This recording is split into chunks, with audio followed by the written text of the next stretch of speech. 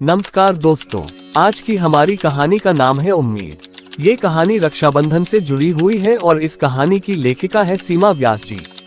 तो आइए इस उम्मीद से भरी कहानी को शुरू करते हैं। उत्साह और उम्र का भला क्या संबंध। उत्साह पैदा होते ही उम्र को कहीं पीछे धकेल देता है। उम्र कितनी ही हो जाए, बेटियों का राखी पर पीहर जाने का उत्साह सदा एक सा रहता है। इस बार भैया के जुड़वा बेटे बेटी की पहली राखी थी, तो उत्साह के साथ उपहार भी दुगने हो गए। सामान ज्यादा होता देख टैक्सी बुलवा ली, वरना उज्जैन से इंदौर का सफर तो बस से भी आराम से हो जाता। मैंने गाड़ी में बैठते ही घर से रवाना होने की सूचना भाभी को अति उत्साह से दी थी। तभी ड्राइवर ने मुझसे पूछ लिया, आप भाई के घर जा रही हैं ना? मैंने बिना एक क्षण देर किए उत्तर दिया, हाँ, राखी के एक दिन पहले इतना सामान लेकर और कहाँ जाऊंगी। इस नौकरी के चक्कर में तो हम कहीं आने जाने से भी मोहताज हो जाते हैं। पीहर जाने के लिए भी त्योहार का इंतजार करना पड़ता है। तुम्हारी बहनें भी तो आती होंगी तुम्हारे घर। मेरे प्रश्न के उत्तर में उसने गाड़ी की गति कुछ धीमी कर दी और निश्वास लेकर बोला, एक ही बहन है मेरी, राखी पर आती है, पर मैं उससे राखी नहीं बंधवाता। वह पटिये पर राखी रखकर चली जाती है। क्यों, ऐसा क्यों करते हो तुम? बहन इतने प्यार से राखी लाए और भाई ना बंधवाए, ये तो गलत है। तुम राखी क्यों नहीं बंधवाते? कोई तो कारण होगा। मैंने किसी पुलिस वाले की तरह प्रश्नों की झड़ी लगा दी। उसने गाड़ी की रफ्तार कम ही रखी, फिर बोला, मैं जानता था आप इतने प्रश्न करेगी। यदि आप मेरी पूरी कहानी सुनेंगी तो उत्तर खुद ब खुद ही मिल जाएंगे। मैंने मोबाइल को झट से साइलेंट मोड पर करते हुए कहा, बताओ ना, मुझे जानना है तुम्हारी कहानी। पता है, मैं कहानी लिखती भी हूँ। हो सकता है किसी दिन तुम्हारी कहानी लिख दूँ। हाँ, ऐसे सुनाना कि इंदौर आने से पहले कहानी पूरी हो जाए। बीरबल की खिचड़ी की तरह नहीं। और अधूरी कहानी सुनना तो मुझे जरा पसंद नहीं। नहीं मैडम, मेरी कहानी मत लिखना। सबको वही कहानी पसंद आती है जिसका अंत सुखद हो। मेरी कहानी का अंत दुखद है। राखी पर मेरी कलाई सूनी ही रहती है। आप सुनना चाहती हैं तो सुना दूंगा, उसने सुनाने की शर्त रखते हुए कहा। मेरी सुनने की आतुरता देख उसने अपनी सीट के नीचे की गादी को ठीक किया और सुनाने लगा। बचपन में मेरी कोई बहन नहीं थी। 7 साल का हो गया तब तक अकेला था। 2 छोटे भाई हुए पर वे बचे नहीं। मैं स्कूल भी जाने लग गया था। सब लड़कों की बहन थी, मेरी नहीं।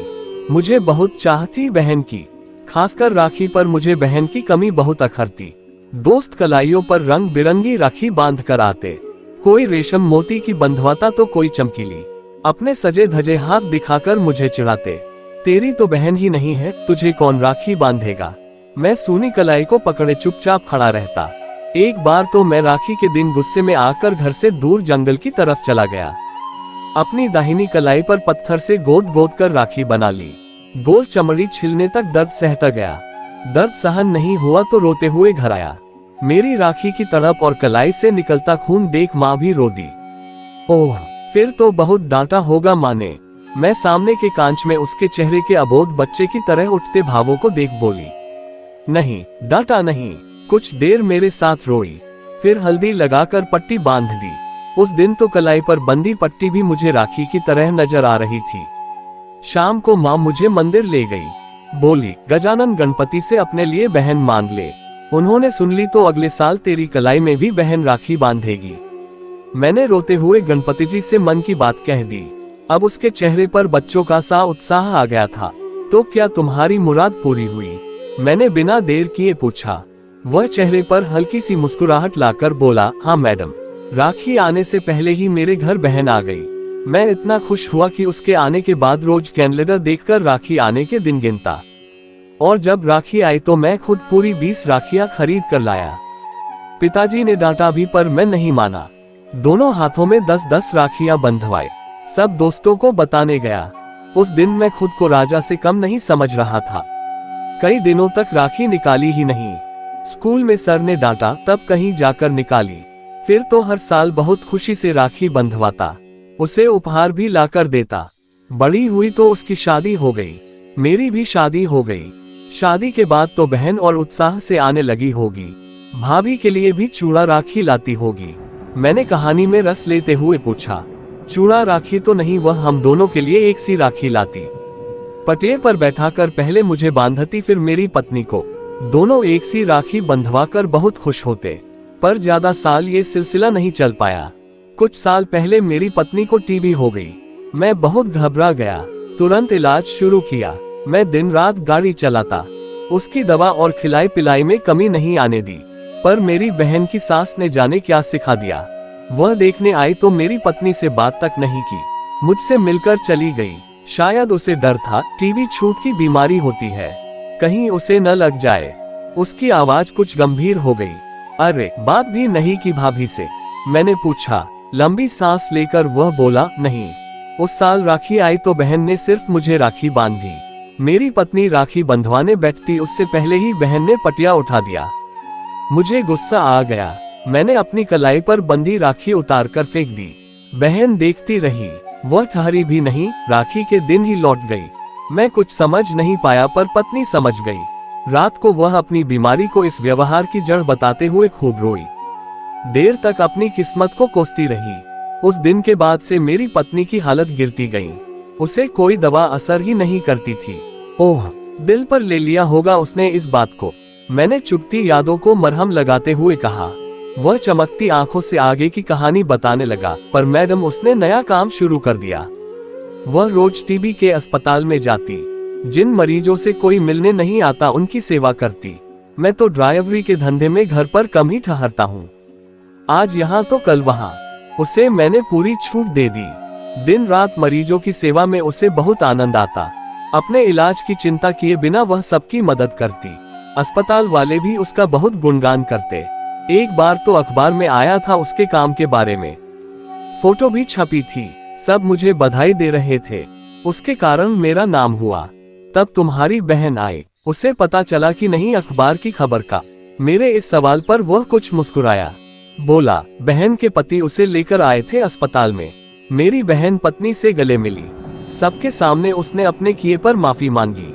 मेरी पत्नी ने बहन के पैर छुए। देर तक रोती रही।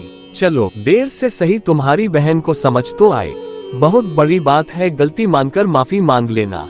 और तुम्हारी पत्नी ने भी माफ कर दिया उससे।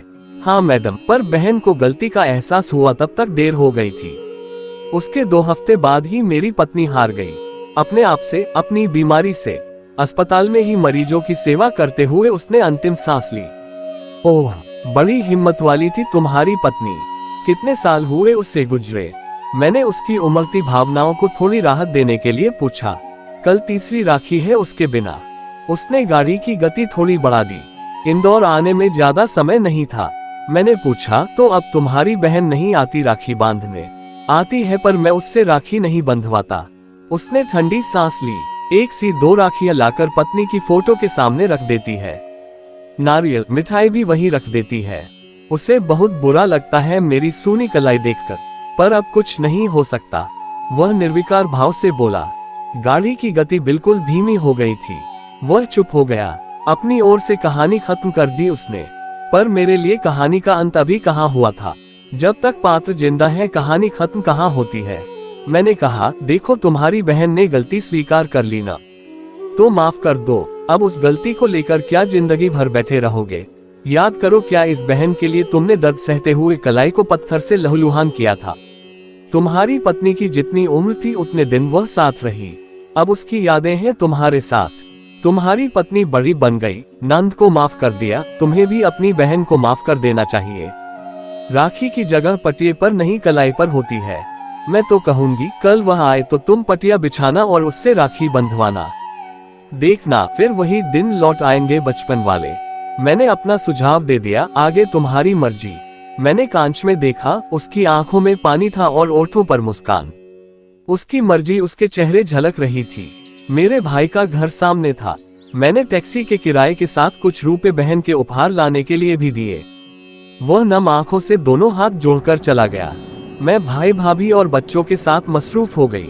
रात को 2-3 बार उस ड्राइवर का चेहरा आंखों के सामने तैरा। अगले दिन भाई की कलाई पर राखी बांधते वक्त मन में उम्मीद की कि शायद उस भाई की कलाई पर भी बहन राखी बांध रही होगी। और उम्मीद बंधी, इसीलिए तो कहानी बनी। तो दोस्तों, रक्षाबंधन और रिश्तों से जुड़ी यह कहानी आपको कैसी लगी? अगर इस कहानी ने आपके दिल को छुआ हो तो कमेंट में जरूर बताएं। हमारे चैनल पर नए हैं तो चैनल को सब्सक्राइब करें। तो मिलते हैं अपनी अगली वीडियो में। धन्यवाद।